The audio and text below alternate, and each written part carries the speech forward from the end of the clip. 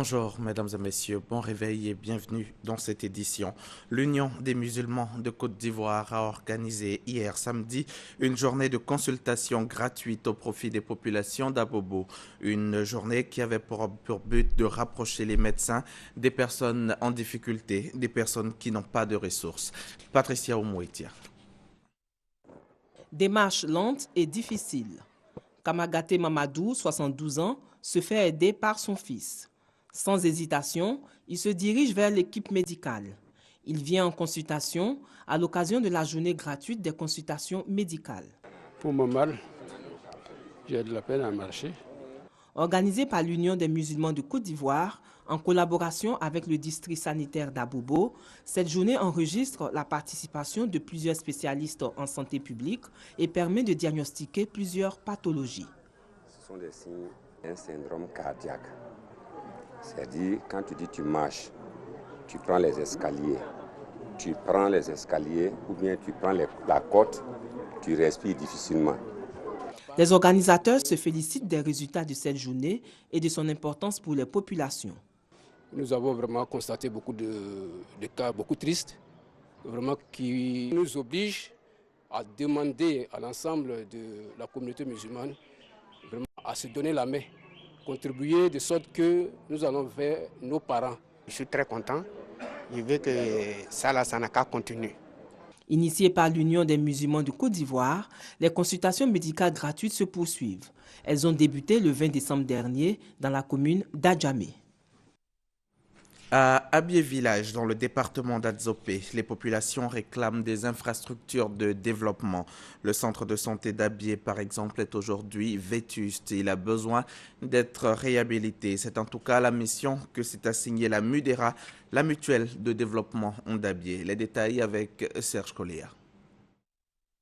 Abié, village d'environ 20 000 âmes situé à 65 km à l'est d'Abidjan, dans le département d'Adzopé, manque cruellement d'infrastructures. Le seul centre de santé ne répond plus aux exigences sanitaires des populations. Il est dépassé et dépourvu d'équipements. Les travaux de réhabilitation de ce centre ont été lancés par le représentant du ministre d'État, ministre du Plan et du Développement. C'était à l'occasion de l'investiture du bureau de la MUDEVA, la mutuelle de développement d'Abié. Le président de la MUDEVA, Moné Okoupolin, et son bureau entendent conduire avec succès les travaux de l'hôpital du village. La MUDEVA, a indiqué son président, mettra tout en œuvre pour favoriser le développement d'Abié. La priorité de la MUDEVA, la santé, l'éducation, l'adduction d'eau potable. Les villageois n'arrivent pas à écouler leurs produits des champs. Donc il nous faut reprofiler les pistes villageoises. Saraka Alou André a tenu à rassurer les populations villageoises et la MUDEVA. Le parrain, Albert Atouakus Mabri, se tient à la disposition du village d'Abié.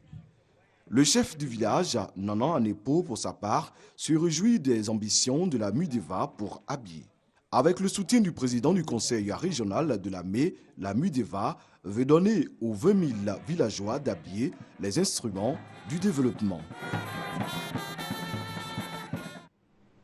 Restons dans le domaine de la santé. L'État d'Israël apporte son soutien à la Côte d'Ivoire dans le cadre de la prévention contre le virus Ebola. Des médecins israéliens ont participé récemment au renforcement des capacités des médecins de l'INHP, l'Institut national d'hygiène publique. De l'équipement a été également offert aux médecins ivoiriens. C'est ce que nous dit Serge Gongoma. La Côte d'Ivoire est voisine à la Guinée et au Libéria, deux pays dont plus de 5000 habitants sont victimes du virus Ebola. Alors, l'État d'Israël, soucieux de la poursuite du développement entamé en Côte d'Ivoire et du bien-être des Ivoiriens, a dépêché une équipe de médecins auprès de l'Institut national de l'hygiène publique, INHP. Ces médecins, durant leur séjour en Côte d'Ivoire, ont appris aux médecins ivoiriens les précautions à prendre pour traiter les cas d'infection afin d'épargner le plus grand nombre d'habitants. Le port d'équipements de protection des médecins et les techniques d'approche des personnes infectées sont entre autres les éléments de la formation. L'État d'Israël manifeste son engagement à lutter contre le virus Ebola. Cette formation est une contribution tout à fait naturelle en raison des bonnes relations et de la coopération qui existent déjà entre nos deux pays. Outre la formation donnée par les médecins israéliens, l'État d'Israël, par le biais de son ambassade en Côte d'Ivoire, a offert des équipements aux médecins de l'Institut national de l'hygiène publique. Rappelons que la fièvre à virus Ebola a dépassé le cap des 7000 victimes en Afrique de l'Ouest, mais aucun cas n'a été détecté en Côte d'Ivoire. Et voilà pour le chapitre santé de ce journal. Ces derniers temps, l'on entend beaucoup de bruit à propos de disparitions d'enfants. Une série de disparitions qui seraient l'œuvre de malfaiteurs, voleurs et autres kidnappeurs. L'un d'entre eux a été pris sur les faits par les habitants du quartier Sagouérane dans la commune d'Abobo. À en croire les témoignages, il s'apprêterait à conduire le petit Alassane Traoré, âgé de 11 ans, dans la forêt du Banco. Il a été lynché par les populations, par Gassoro Kone. Quartier Sagouérane dans la commune d'Abobo. Ici habitent Alassane et Ousmane, âgés respectivement de 11 et 13 ans. Ils sont au cours moyen première année CM1. Ces deux enfants reviennent de loin. En effet, jouant dans ce couloir en bordure de forêt, le petit Alassane a été enlevé par un inconnu, ce après l'avoir battu jusqu'à lui faire perdre connaissance. Destination, la forêt du Banco, située à environ 50 mètres de cette allée. Un joueur, monsieur, il est venu nous attraper. Il dit, moi, il a me déshabiller, puis il a couché dans le poteau là. Il dit, il ne veut pas. Et puis il m'a attrapé, il dit, moi, il a venu en partie. Il partait à nous, et puis mes amis sont partis à payer les tantimes. Alertés, les populations réussissent à venir au secours du jeune Alassane. L'individu n'ira pas loin, il sera très vite interpellé. Il a frappé petit là, il dit il va couper son kiki. Il a attrapé son bouche, il a crié. Arrivé quelques instants plus tard du marché, contre toute attente, la mère de la victime a souhaité la relaxe de l'individu. Voilà Laura là. J'étais au marché, à mon arrivée, j'ai appris qu'ils ont attrapé mon enfant au bord de la forêt. Ils m'ont dit que qu'est-ce qu'il veut qu'on fasse au monsieur. Il dit non, qu'ils n'ont qu'à le laisser, il va partir. Ils ont voulu l'envoyer au commissariat du 21e arrondissement. Comme l'enfant n'avait rien, ils n'ont rien fait, donc j'ai demandé à ce qu'on le lâche. Pour les habitants du quartier Sagouérane d'Abobo, les parents doivent être plus vigilants. On demande aux parents de veiller beaucoup sur les enfants, de mieux les protéger, et au gouvernement aussi, de renforcer la sécurité sur ce phénomène. Pour l'heure, Alassane et son ami Ousmane sont hors de danger. Ils promettent à ne plus jouer en bordure de forêt. Le député de Mans sous-préfecture Sanguiné poursuit sa tournée de mobilisation et de sensibilisation autour de la réélection du président Alassane Ouattara à la prochaine présidentielle. Après Danané, Mans et Diokwe, Siki Blon-Blaise était récemment à Zouaounien où il a invité les fils de la région à l'union et à la mobilisation autour de la candidature des idéaux du chef de l'État, Abou Sanogo. Le député de Mans-Sanguiné poursuit sa campagne de mobilisation et de sensibilisation pour la réélection du président Alassane Ouattara dès le premier tour en 2015. Ainsi, après Mans, Danané et Biancouma, le député Siki Blon-Blaise a animé un meeting dans la cour de l'école primaire publique de Zouaounié. Devant une population sortie nombreuse, Siki Blon-Blaise a donné les raisons pour lesquelles il faut soutenir la candidature consensuelle autour du président Alassane Ouattara. Pour un tel homme, c'est une nouvelle chance que Dieu donne à la Côte d'Ivoire.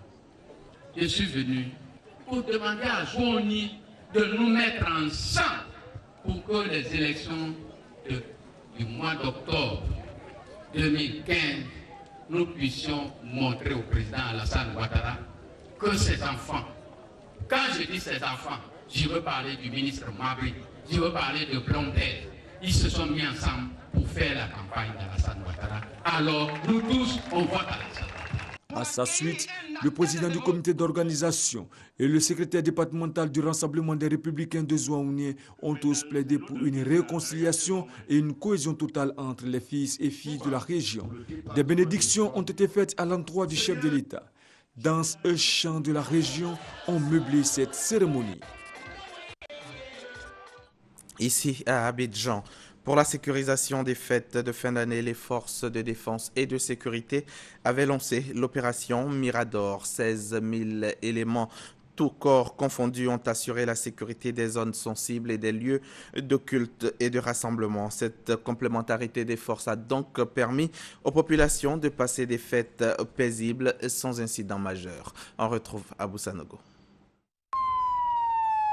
Plus de 16 000 hommes et femmes issus de la police, de la gendarmerie et des forces républicaines de Côte d'Ivoire ont été déployés pour préserver la sécurité des populations dans ce moment de joie avec le soutien des forces de l'ONUCI. De façon pratique, le plan de sécurisation a consisté en un maillage territorial au plus près des populations avec une présence des forces à leur côté. Plusieurs actions ont été menées cette nuit, notamment des patrouilles en véhicule et à pied sur les grands axes routiers, une présence physique sur les lieux de culte, de distraction et les commerces, la gestion des foules pendant les manifestations, le bouclage des zones à risque et le renforcement de la sécurité sur les points sensibles. L'opération Mirador 2014, opération interarmée, a été caractérisée par la mixité des forces. L'on a noté la mise en avant de la police en tant que force principale. Situation relativement calme au groupement de sapeurs-pompiers militaires qui a enregistré moins de 50 interventions sur l'ensemble du territoire. Pour s'imprégner du bon fonctionnement du dispositif sécuritaire, le ministre d'État, ministre de l'Intérieur et de la Sécurité Ahmed Bakayoko, le ministre chargé de la Défense Paul Kofi Kofi, le général Soumaïla Bakayoko, Gervais Kwasi et le directeur général de la police nationale se sont rendus sur le terrain et sur les sites névralgiques pour inviter les soldats à la vigilance. Lancée le 21 décembre dernier, l'opération Mirador pour la sécurisation des fêtes de fin d'année sur l'ensemble du territoire national prendra fin le 5 janvier prochain. Fin de ce journal. Bon dimanche sur RTI.